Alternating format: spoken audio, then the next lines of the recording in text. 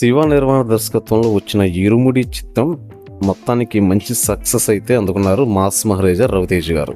తన నెక్స్ట్ ప్రాజెక్ట్ను హసిద్ గోలీ దర్శకత్వంలో శ్రీ విష్ణుతో కలిసి ఆయన చేయబోతున్నారు.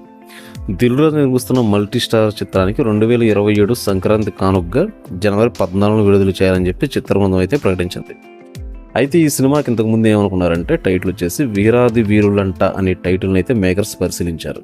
కానీ ప్రస్తుతం ఈ సినిమా టైటిల్ వచ్చేసి దాగుడు మూతల దండాకోరుగా పరిశీలిస్తున్నట్టు సమాచారం. అయితే ఈ రెండిట్లో ఏ టైటిల్ ని ఫిక్స్ చేస్తారనేది మాత్రం ఇంకా అధికారికంగా అయితే కన్ఫర్మ్ అయితే కాలేదు. ఏ టైటిల్ ను దిల్ రాజు గారి టీం ఖరారు చేస్తుందో చూడాలి. మరి నిజంగానే రవితేజ చిత్రం తొలుత అనుకున్న టైటిల్ ను మారుస్తారా లేదంటే సెకండ్ అనుకున్న ఈ టైటిల్ ను మారుస్తారా అనేది మరి కొద్ది రోజులు వెయిట్ చేస్తే ఒక క్లారిటీ అయితే వస్తుంది. మొత్తానికి రవితేజ గారు మాత్రం ఇరుముడి సక్సెస్ లో అయితే ఉన్నారు. ఇరుముడి సక్సెస్ తర్వాత ఇప్పుడు మళ్ళీ జనవరి 14న ఈ సినిమా రిలీజ్ కావడంతో ఇటు మాస్ మహారాజా అభిమానులకు మాత్రం ఇది ఒక మంచి డబుల్ ట్రీట్ లాగా అనుకోవచ్చు. కేవలం ఒక 2-3 మంత్స్ గ్యాప్లోనే ఈ సినిమా రావడంతో ఇటు మాస్ మహారాజా ఫ్యాన్స్లో మంచి ఉత్సాహం అయితే ఉందన్నమాట.